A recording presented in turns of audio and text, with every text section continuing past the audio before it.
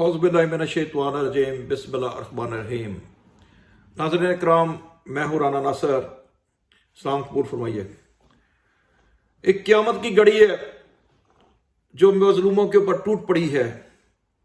अब देखते हैं उनकी हमायत के लिए, उनकी बात करने के लिए कौन निकलता है, कब निकलता है, कहाँ से निकलता है। नाज़रीन इकराम, जैसा कि आपके यकीनन आपने अपनी टीवी स्क्रीनों के ऊपर देख लिया होगा कि बेचारे 75 साल से सिसकते हुए मजलूम फलस्तीनियों के ऊपर एक क़यामत टूट पड़ी है। अभी तक की इतलात के मुताबिक 300-400 लोगों की शहादत हो चुकी है और दूसरी तरफ तकरीबन कोई 2000 से ऊपर अभी तक जख्मी बताए जा रहे हैं और उनकी इमलाक का तबाही कर दी गई है। लेकिन आप सोचें, यकीनन कभी आप सोचते होंगे कि जनाब ये क्या हो रहा है दुनिया में। ये लोग तो ह्यूमन राइट्स की हमें बातें सुनाते हैं, ये तो हमें यहाँ तक के कबूतर के अंडों की कहानियां तक हमें बताते हैं।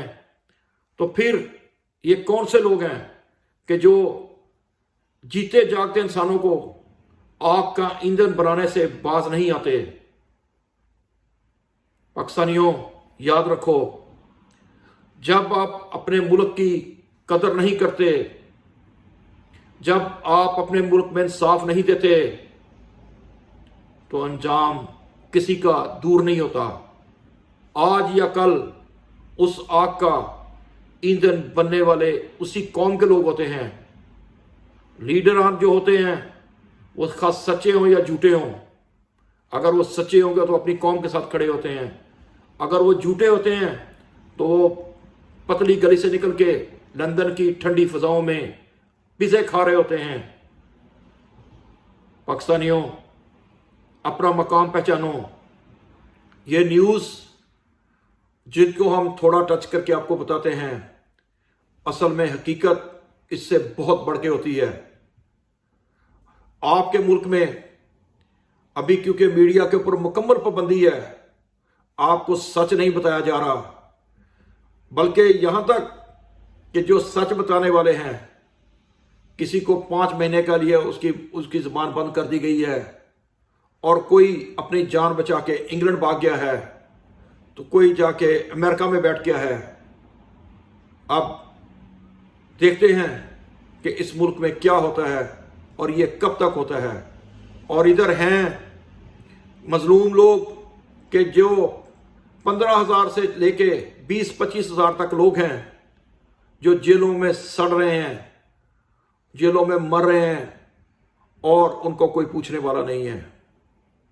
इससे बढ़ के क्या जुल्म होगा कि एक उम्मत के लोग, एक कलमा पढ़ने वाले लोग, वो एक दूसरे को माफ करने के लिए तैयार नहीं है, बल्कि यहां तक कि एक झूठा बाजवा वो इस मुल्क की लुटिया डबो के कहीं दूर ठंडी हवाओं में जा बैठा और उसने पाकिस्तान का बिल्कुल ख्याल नहीं किया कि पाकिस्तान का मुस्तकबिल में क्या किरदार था, मुस्तकबिल में क्या किरदार होगा, माजी में इसका क्या किरदार रहा है और मौजूदा हालात हमारे क्या हैं।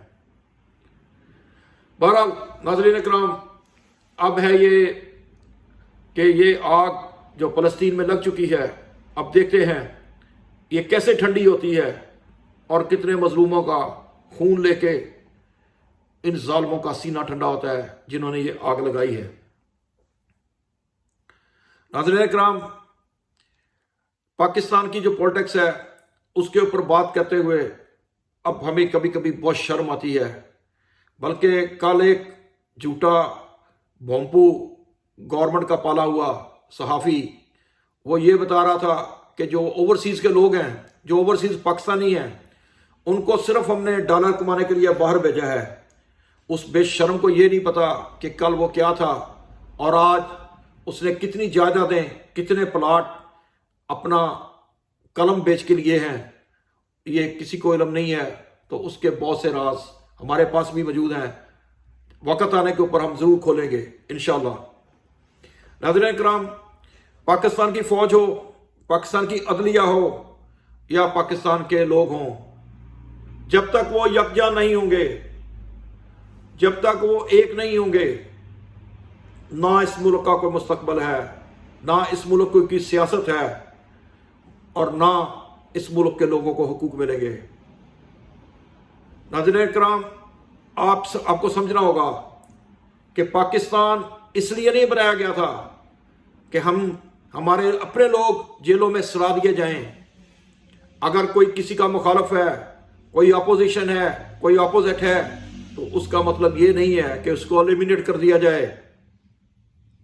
अगर कोई हमारे जैसा बात करने वाला मौजूद है तो उसको कीनिया के जंगलों में बेदर्दी से मौत के घाट उतार दिया जाए और फिर उसकी कोई इन्वेस्टिगेशन ना हो।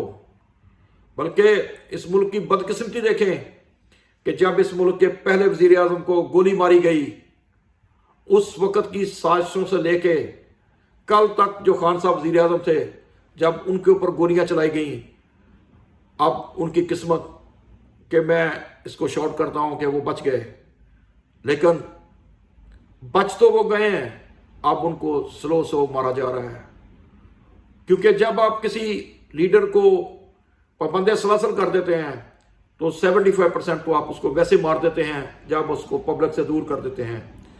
लेकिन क्या करें, खान साहब अपने असूलों के ऊपर डटे हुए हैं और वो भी पीछे हटने के लिए तैयार नहीं है। दूसरी तरफ फौज दर फौज, फौज दर मौज, अब उनकी मौज कि वो किसको बाहर निकालें, किसको अंदर डालें। सदाकत अब्बासी का तो अंजाम यकीनन किसी के पास अभी छुपा नहीं है।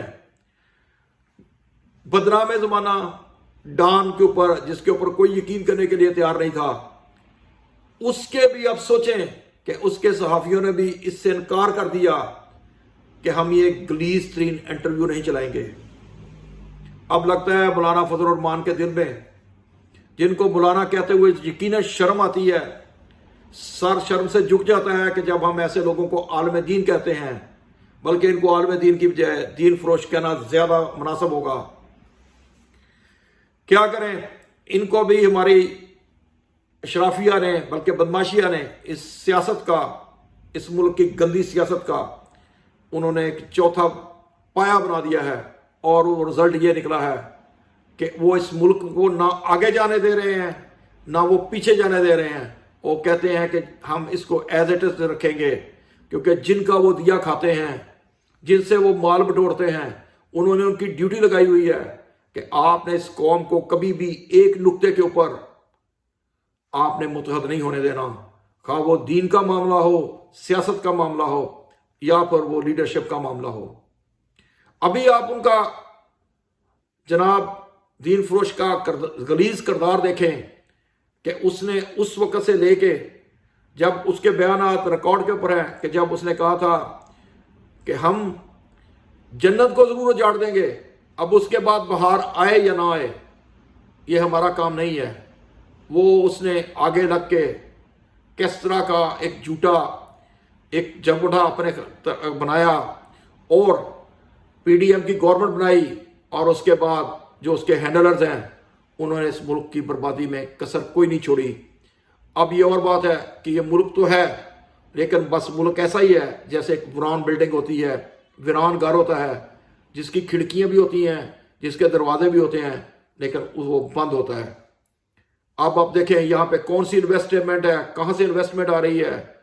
अगर आप तेल की कीमतों के ऊपर जाते हैं तो वो उनको यानी आसमानों तक पहुंच चुकी हैं। अगर आप चीनी जैसी ज़रूरत के ऊपर जाते हैं तो वो गरीब बंदा कहाँ से अफोर्ड करे। फिर ऊपर से खुदकशियों का बाजार गम है, लोग क्या करें, किसका गिरेबान पकड़ें। जब वो अदालत की तरफ जाते हैं तो जनाब उनको इन कैमरा अपने आप को अंग्रेजी बोलते दिखाने के लिए दुनिया को कि हम भी अंग्रेजी बोल सकते हैं, फुर्सत नहीं है। तो जनाब अवाम क्या करे, अवाम बहुत मजबूर हो चुकी है, पब्लिक बहुत मजबूर है। اب سنا ہے کہ جناب لاہور میں مٹن کی نئی منڈی لگنے والی ہے، جناب میاں صاحب تشریف لا رہے ہیں، امید ہے کہ اب بکروں کی خیر نہیں ہے اور پاکستان کے جو بکرے ہیں وہ اپنی خیر منائیں، کیونکہ میاں صاحب آئیں گے تو آف کورس وہ کھانا کھانے کے تو ویسے بھی شوقین ہیں۔ تو پلیز اس کو ذرا لائٹ لیجئے، کیونکہ پی ٹی آئی کے لوگ تو بیچارے ان کا تو رونا دھونا ختم نہیں ہو رہا۔ نون لیگ کے لوگوں نے ابھی سنا ہے کہ استقبالیہ کیمپ لگانے شروع کر دیے ہیں، اب کتنے لوگ آتے ہیں یا وہ کیسے لوگوں کو جمع کرتے ہیں یہ تو پتہ چلے گا کہ کیا کہتے ہیں کہ یہ گھوڑا اور یہ میدان یعنی منار پاکستان۔ دیکھیں میاں صاحب آ کے، بلکہ یہ کہنا چاہیے کہ جب چوتھی دفعہ اقتدار ان کی اس طرح کر کے ان کو پلیٹ میں رکھ کے دیا جائے، یا جناب مریم صاحبہ کو، اس ملک کی حسینہ عالم کو جناب وزیر اعظم بنا دیا جائے، تو جناب پھر دیکھتے ہیں کہ وہ کیا گل کھلاتی ہیں، کتنا قطر سے مال لاتی ہیں۔ اور میاں صاحب کے تو ویسے بھی مڈل ایسٹرن کنٹری سے بہت زیادہ اچھے تعلقات ہیں، دیکھتے ہیں میاں صاحب اس ملک میں کیا لاتے ہیں اور کیا کرتے ہیں۔ لیکن جناب علی یہ تو لائٹ تھا، حقیقت یہ ہے کہ پاکستان اس وقت برنکٹ میں ہے، ٹرموئل میں ہے، پاکستان کا کوئی دوست اس کے قریب آنے کے لیے تیار نہیں ہے۔ ایسی صورتحال میں ہم کبھی نہیں تھے، لیکن افسوس کی بات یہ ہے کہ آج پھر وہی بات سچ ہوگی کہ جب آپ کے گھر میں آپ کے گھر کے لوگ آپ کے ساتھ ہوتے نہیں تو یقین کریں کہ کوئی آپ کے ساتھ نہیں ہوتا۔ پاکستان کے لوگوں سمجھ لو یہ ملک بہت مشکلوں سے، بہت قربانیوں سے ہمیں حاصل ہوا ہے۔ ان لوگوں کے جن لوگوں نے جو لوگ آپ کو مس لیڈ کر رہے ہیں، ان کے چہرے پہچانو، ان کو دوبارہ موقع مت دو۔ اگر کبھی جھوٹا سچا الیکشن ہو تو خدا کے واسطے ان لوگوں کو چننا اپنی دنیا اور آخرت کے لیے کہ جو اس ملک کے لیے صحیح ہوں، جو اس ملک کو آگے لے کے چلنے کا عزم رکھتے ہوں۔ ان کو مت چننا کہ جو اپنا دین بیچ رہے ہیں، ان کو مت چننا کہ جو آپ کے مسائل سے روگردانی کر کے وہ بھاگ کے باہر چلے جاتے ہیں، اپنی جانیں بچا رہے ہیں اور آپ کو اسی ملک میں بدامنی کا ایندھن بننے کے لیے چھوڑ جاتے ہیں۔ خدا کے واسطے پاکستانیوں اپنی آنکھیں کھولو، یہ گھڑی حشر کی گھڑی ہے۔ اگر آپ ابھی تک بھی نہ سنبھلے تو یقیناً جو شاعر کہہ چکے ہیں کہ آپ کی داستان بھی نہ ہوگی داستانوں میں۔ جناب علی ولاگ تھوڑا لمبا ہو گیا، معذرت کرتا ہوں۔